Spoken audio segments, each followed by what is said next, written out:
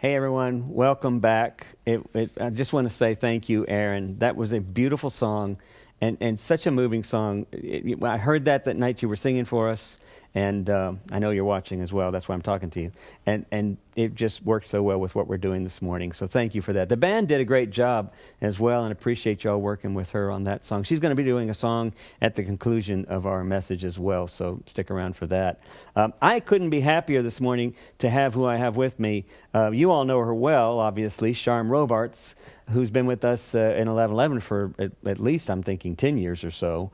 But as far as being on the team, on the creative team with myself and with Brad, it's been the last 7 years. Many of you know that she's our community advocate for the First United Methodist Church in Fort Worth, and that position is such an important position in the ministry of what we do, because literally she advocates for those people who are on the margin, who are being marginalized, and that's many of our homeless community, but many others just struggling with transitioning in life. And she's been a big part of that, as well as grief work that she does with those who are experiencing loss. In addition to all of that, she also is the chairperson for the DRC Solutions in Fort Worth, which is a long-time organization that's been working with homelessness and changing that in our city, which is huge. And then she's also the coordinator, oftentimes speaker, for Disciples Church here at the church, which is happens every Sunday at 8:30 in the morning. And prior to that, that group helped to initiate the community breakfast that some of you have volunteered with, and I hope others of you will take time to do when that kicks back in again, some point when everything else kicks back in, right? And that is, her involvement in the ministries of this church, especially in the justice ministries, has been so significant. But she's also a fun part of the team with Brad and me, and she brings that fun and playfulness, as well as insights that we don't have, that Brad and I don't have, that really make this program kind of special. So we get to have this different way of doing things this morning and have this conversation. I'm so glad, Charm, that you are with us. Welcome this morning. Thank you. Yeah. I'm glad to be here. Hi, everybody. So Charm, this whole series on being kind of finding peace in the brokenness, right? And 1111 is really this community that is about sort of being in the question rather than opposed to sort of finding the answers. And in a sense, what I'm kind of curious about as the people that I interview with is where this began, right? So, because it didn't begin here, I'm guessing for you. So what was your spiritual life like early on? Where'd your journey begin? Thanks for asking me. You know, that's a big question, and I was careful to write it down so I wouldn't take up the entire hour, and Aaron would never get to sing again. But the religious system I grew up in, I guess pretty much equated God, Scripture, and faith. I mean, I know that sounds weird, but this was because in my tribe, we felt that we had such a clear understanding of Scripture that we knew exactly what God wanted from us, not only for our moral living, but also in terms of how our church was organized. So see, we thought, the end of that is, we kind of thought ours was the only true church. Yeah. Right? Wow, yeah. And so about the whole moral and structure of the church thing, everybody believes that they've got the moral part right. But if we were going to be distinctive and claim that, you know, we were the only true church, then we also needed to have something else going for us, and that was our understanding of church organization. We knew that if we read the Bible honestly, we could see how the church ought to be organized, and we were taught from very young to pay attention to that, and also to be busy about evangelizing, telling other people what was the real right way to please God. Because in the end, if it's all about that, then we're the ones pleasing God. You guys are not. Catholics, Protestants, you're not going to make it to heaven. And that was huge in the context of my growing up. Me and my friends in my church, we would go to school and think, oh, our friends are not going to make it to heaven. Mm-hmm. So I have to say that was a heavy and a sad way to grow up, but we were fairly confident in it. Yeah, it didn't necessarily feel sad to you. Actually, I mean sad, but yeah, it did kind of feel sad, which probably was part of my beginning to question all of that.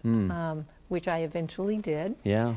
Little by little, because you know, you're in this context and this is what you've been taught, and it's pretty weighty, right? To think if you don't get all of this right, all the doctrines, all of the business about how the church is supposed to look and be and what it's supposed to be called, then you won't make it to heaven.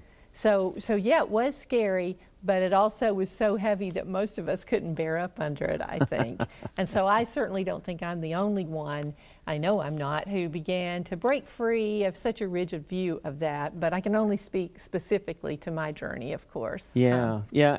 I mean, I know you and I share some similarity in this story, although you literally, it was your childhood story. This was the reality you were born into and grew up in. And for me, it was more adolescence, came in early adolescence, but it was this sense of, as you mentioned, the concern for everyone else because they don't have what you have, they don't have the ticket, you know, or the process or the salvation, however that was termed.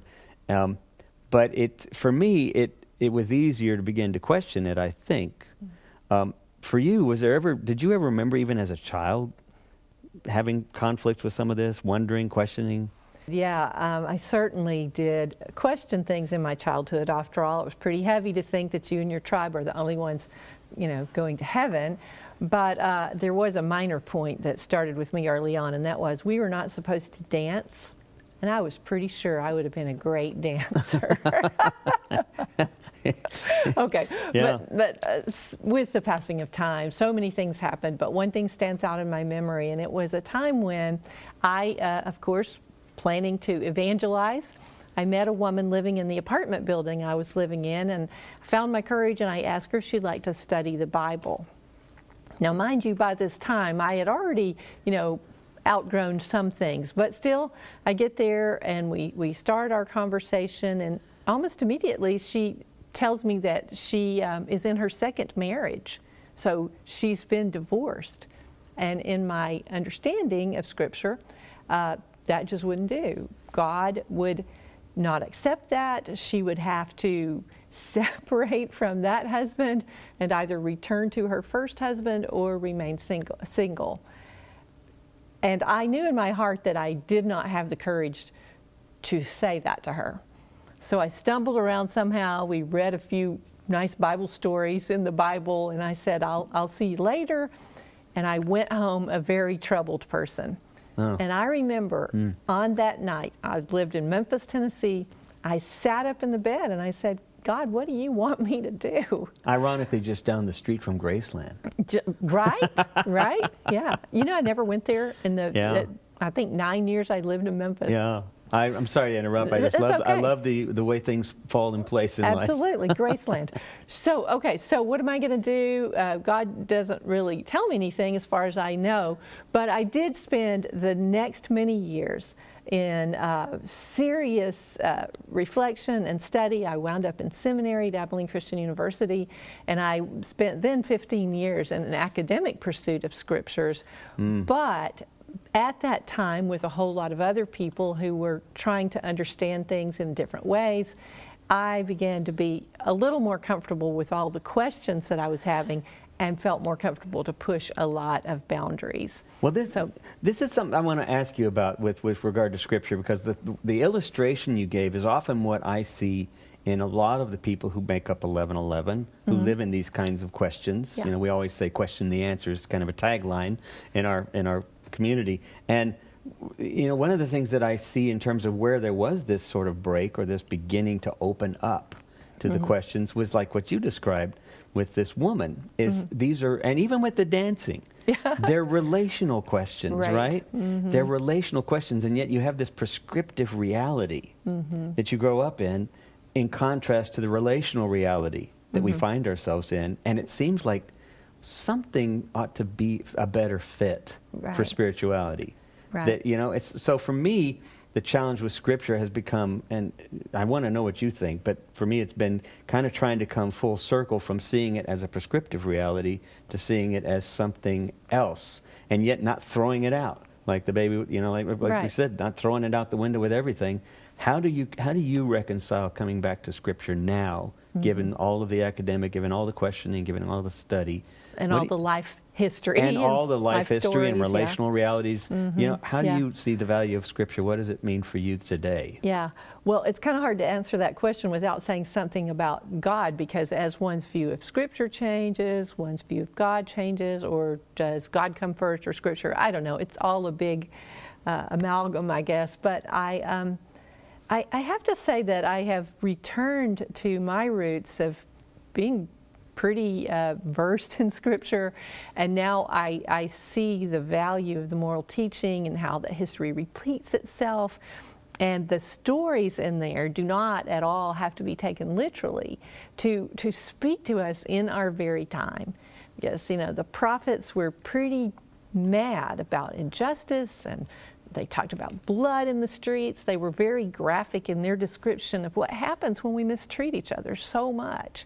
And so they would answer with, God's gonna, so, okay, you know, maybe we don't like how that sounds, and I don't either, but I think it was really a reflection of the passion that the prophets had for, we cannot live our lives this way.